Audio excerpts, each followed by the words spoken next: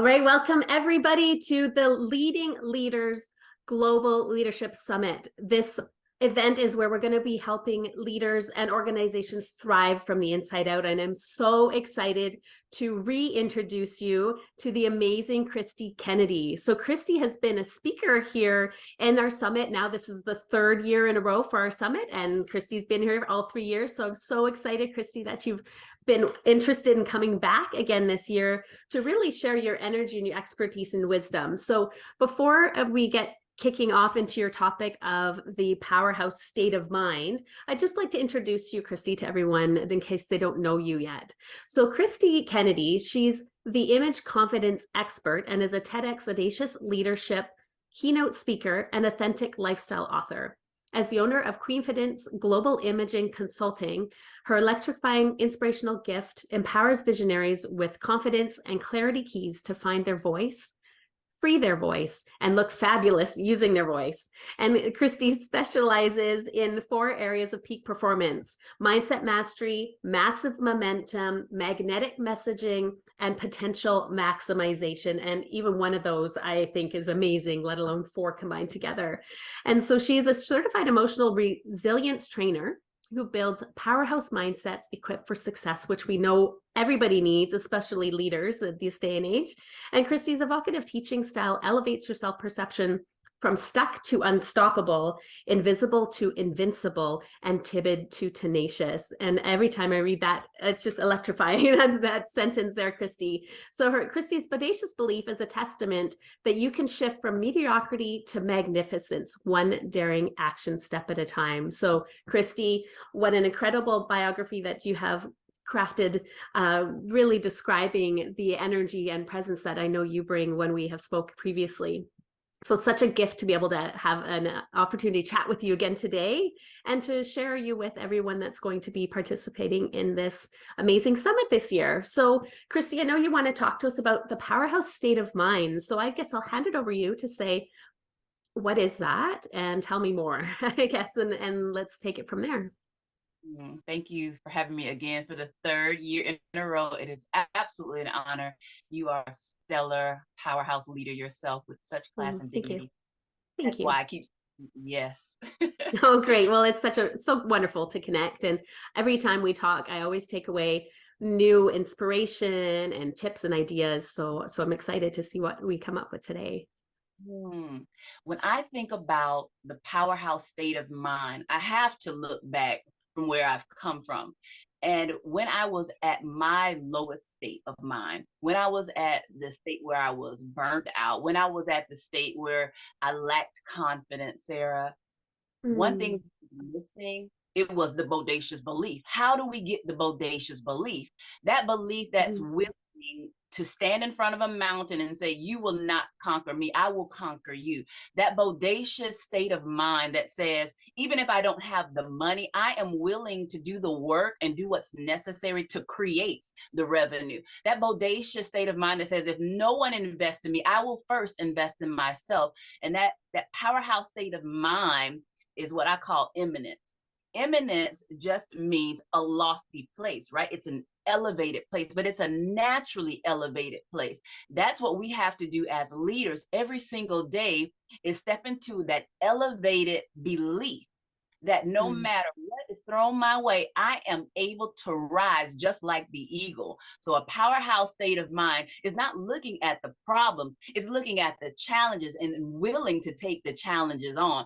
Because see, anybody can see problems, but a leader sees challenges, and those challenges excite a leader because they recognize that they are going to grow like they've never grown before. I love that. And that belief about looking at a challenge and being confident that you can take it on and learn from it instead of letting it overwhelm you. And I think part of that comes from the experience of getting over something that's hard. You know, if you've climbed a mountain, you could say, well, I've done it once, I can do it again. But at the same time, I think every moment it can be easy sometimes to let those little voices come up in our head. I was just sick the other day, and it was a flu for 5 days, and I felt like day 4, I'm thinking, come on now, I'm starting to get discouraged. You know, first few days, no big deal, but it was interesting actually to see this tiny mountain felt like a big one in the moment. So how do you switch that belief? So even if you have it, it isn't always there, I guess, for me in my own experience. But I have that resilience knowing that, well, something is challenging. Well, I know these strategies and these things that I can go to, but still some things are hard. So how do you bring that belief back, I guess, or build it in the first place? I love that. Bring it back or build it. Yeah, two powerful points there. Because one, if I want to bring it back, because think about it, if you already know that you're a confident, powerful leader, you are going to have moments. We all have cracks in our confidence, is what I call them. Cracks can be what sealed. So if this is a rebuilding state that I need to work through, I am going to amplify my self-care practices. You know, at the beginning of our conversation, behind the scenes, you said, what are you doing? And Mm-hmm. 6 days a week. Well, I know that in this year, I have even more ambitious goals than I had last year. So I'm making radical shifts and changes in my own life.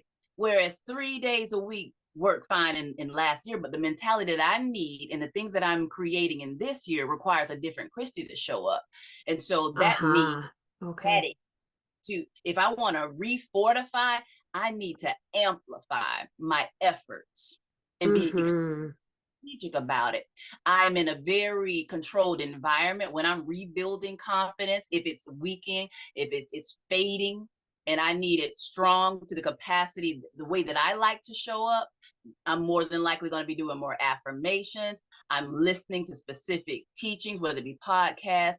I'm just constantly ingesting food, you know, whether that's natural or that's mental foods that feed me, that Mm-hmm. energize me, that bring me alive. I love that. And I felt like that before. You've described it well. I think about almost like a light. If we have we're leading so many people or a certain size of an organization or whatever it's going to be, or we have different projects or going to be speaking to a larger audience, whatever that sort of output, I think of it as like this energetic output. Um, we need to kind of turn up the volume. So sure, we've been able to, for example, I comfortable to speak to 100 people, but if I had to go to speak to an audience of 1,000 people, I probably would need to boost my energy a bit more. And I think that's where I'm seeing in this sort of the theme of this summit, this leading leaders piece. Leading leaders who are leading hundreds of thousands of people is different than leading a team of 7, which I did 10 years ago. You know, still it's leadership. You're still motivating. But now I think you need to have more clarity, maybe confidence, assuredness. I'm not sure. I haven't quite figured it out. So maybe we can explore that here together a little bit today.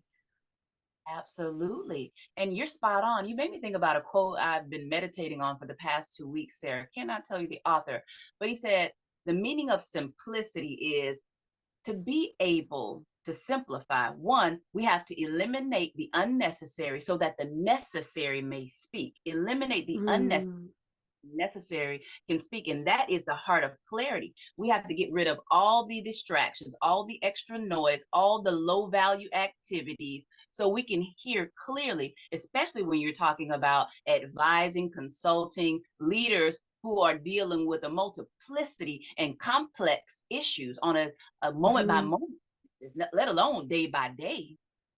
mm-hmm. We need So a what high I go ahead. elevated thinking, as I was mentioning earlier. Mm-hmm. So what I'm hearing from what you've described so far is, in your personal example, you have bigger goals, a bigger mountain to climb than you've done in the past. So you recognize you need to have different strategies than you have in the past. So you have more energy. You can elevate yourself higher. Yeah, absolutely. Especially when you're talking about the influence, the impact that you want to create. It is going to Mm-hmm. require of you. And we don't want to give more of ourselves to the point where we're talking about we end up in the land of burnout, as I call it. No, giving more of yourself and still remaining full. That is an art. And I'm constantly perfecting.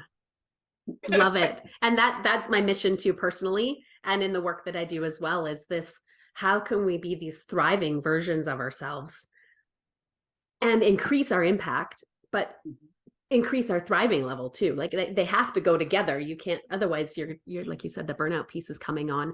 And I know you've mentioned that a lot of folks that you've been speaking with, women leaders in particular, are kind of like feeling that burnout or feeling exhaustion. And is this because that is not matching, their self-care isn't matching their output, or What's the problem there, do you think? At the heart of it, absolutely. Because what I'm hearing consistently, Sarah, from many of my leaders, even just one I recently spoke with, I can hear her saying, "We are short staffed because the corporation has cut. You know, everyone's laying off in tech. We've here Hmm. board." But she cannot do her leadership role because she's standing in the gap for the staff that's missing. And so she wants a promotion. And now going back to her work life balance is out of order. She doesn't even have the energy to care for herself. So what Mm. happened? The gym that she used to do, the workouts in the morning, go by the wayside because she's going to sleep late. And now she is on the backside of the desert and she's feeling the pain of not giving to herself. And now she wants to quit. And it's the same Mm.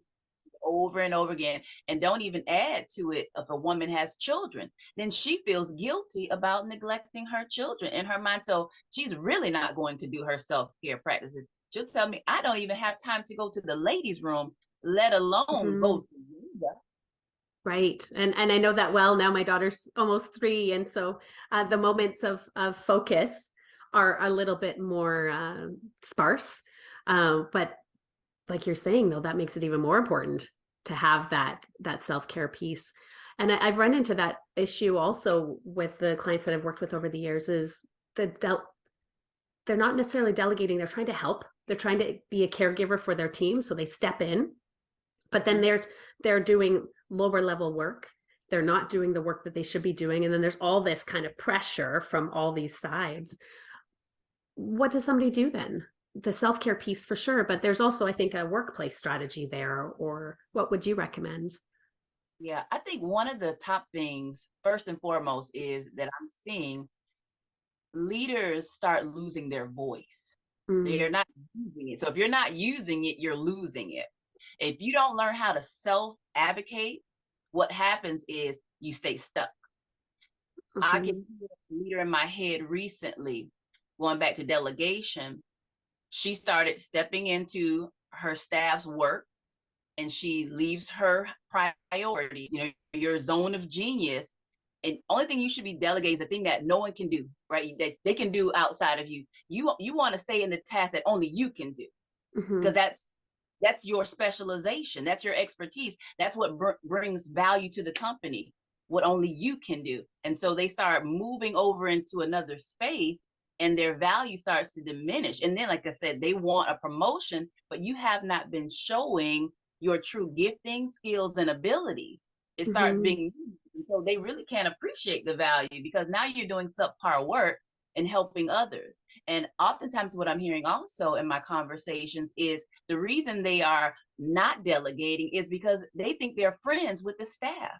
That's a hard line you have to draw. Now, mhm, boundaries. If you don't maintain and protect those boundaries, you won't execute one, with efficiency, and then you start losing that efficacy, the power to produce wonderful, magnificent results, because that's what gets the attention of the uppers. absolutely. And I think in a way it's can be framed as in helping or doing what's needed for the team, or any of that kind of stuff, but I think in some ways it's hiding. I think it's Mm, almost like safe. that's good. Yeah, so um this is exactly the same kind of thing I work with as well. So it's an interesting kind of balancey tipping point, right, for folks.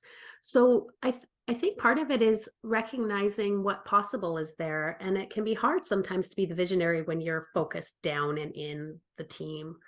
So the self-care, tell me more about how to get that audacious belief, getting that clarity, that higher up again. So if we're looking at this specific kind of example of somebody who's stuck filling in for the team, how would they create that other version of themselves?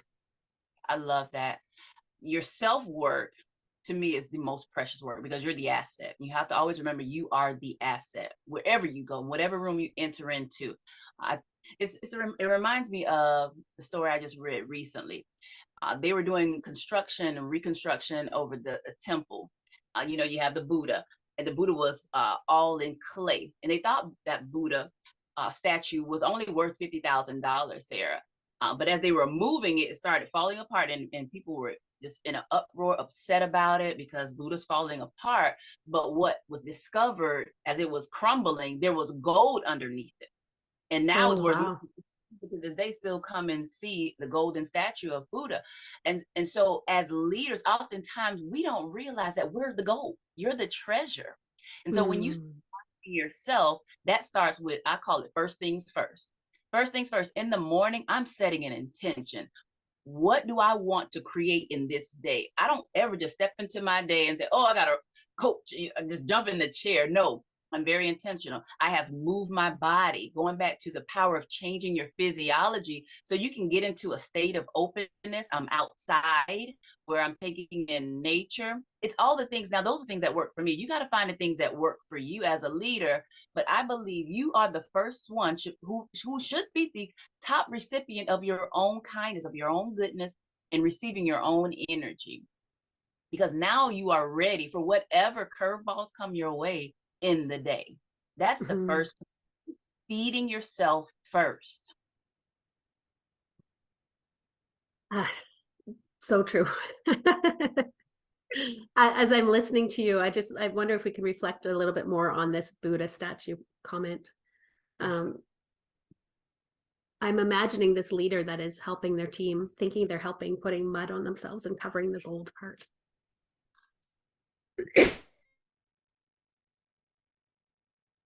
And in that, excuse me, just a moment.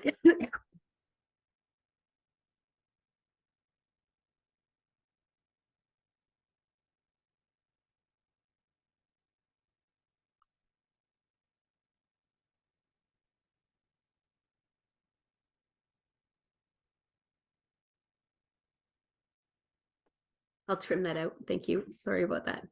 Um,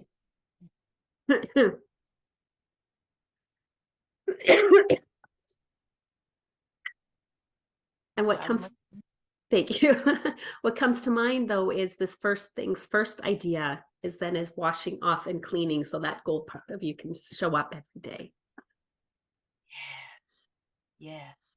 And that takes practice. I often say everything is a practice, but the power is in the practice. This is no perfect journey, Sarah, but I honestly believe it's so important that we check in with ourselves. Going back to leaders often tell me I have back to back to back meetings. And so I'm the one who's always looking for the opportunity because if you tell me an excuse, I'm going to give you an opportunity. Here is Mm, the opportunity right here. Okay, you have back to back meetings, but I know you have 60 seconds. Even if you can only do 3 deep breaths, bring in your essential oil and recenter, rebalance. You can talk to yours. This is our self compassion. I've just come out of a meeting and I release everything that I heard in that meeting. This moment is mine. I still have enough energy to serve in this next meeting. I will be fully present. I will be listening deeply. I will be aware and observant. Do you see that?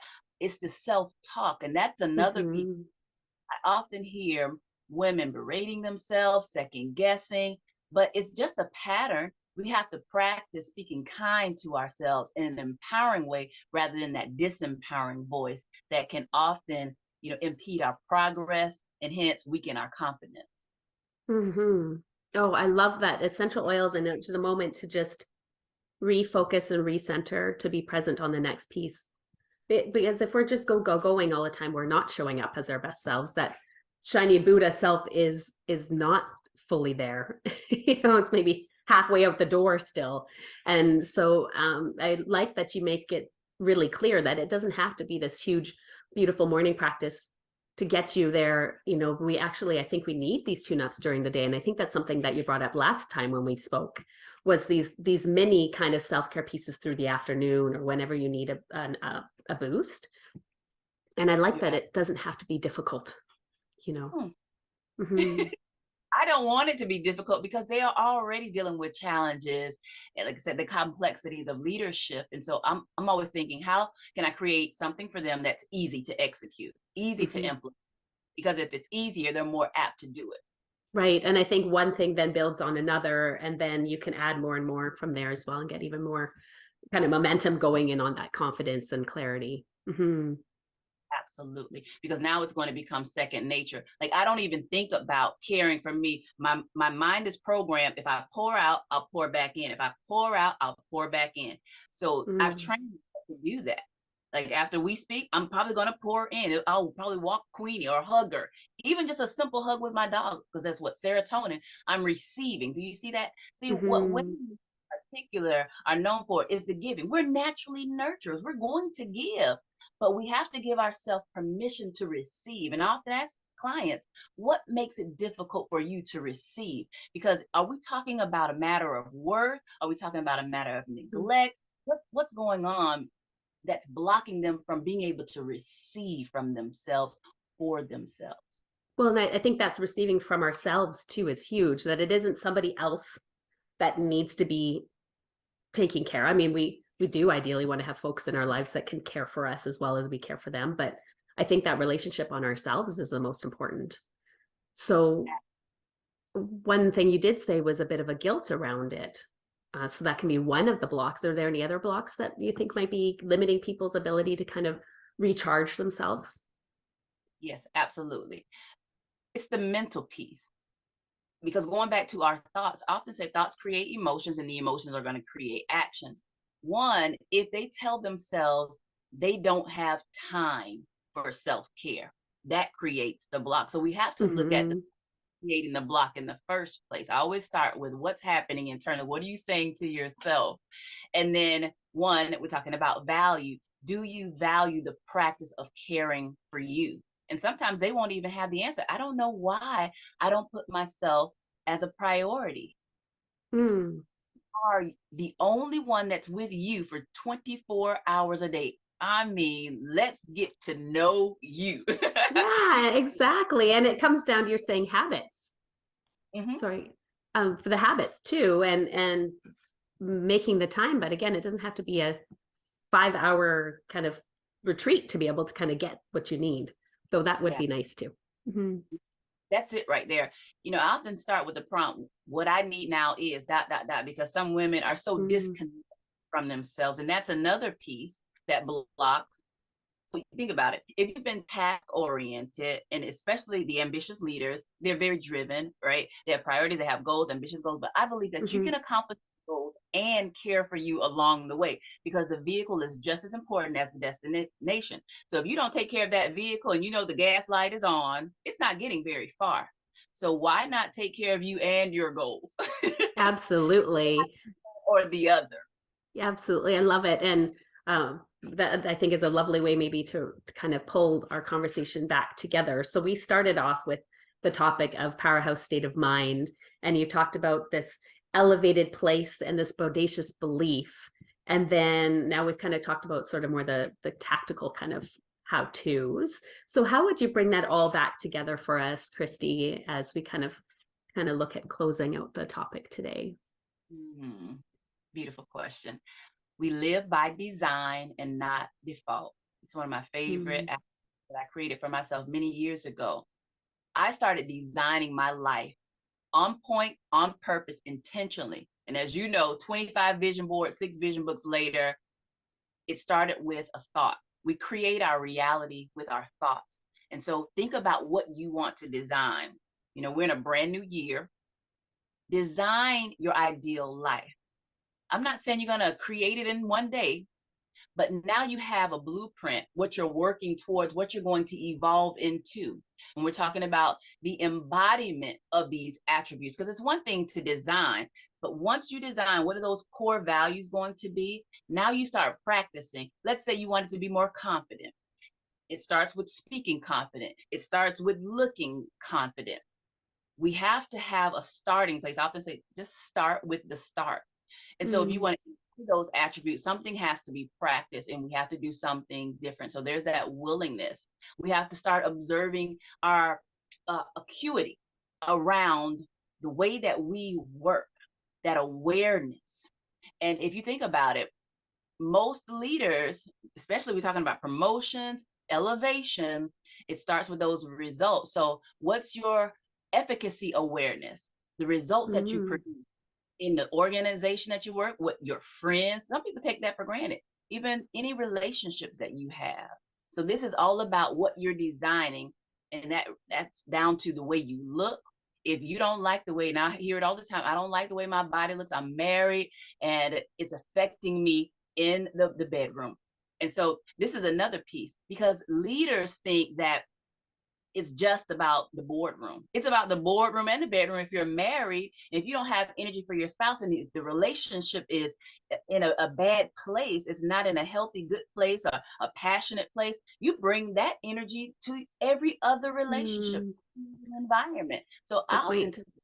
that holistic approach. So we're living by design and not default. And so we have to evaluate every area of our life, because one area will affect another.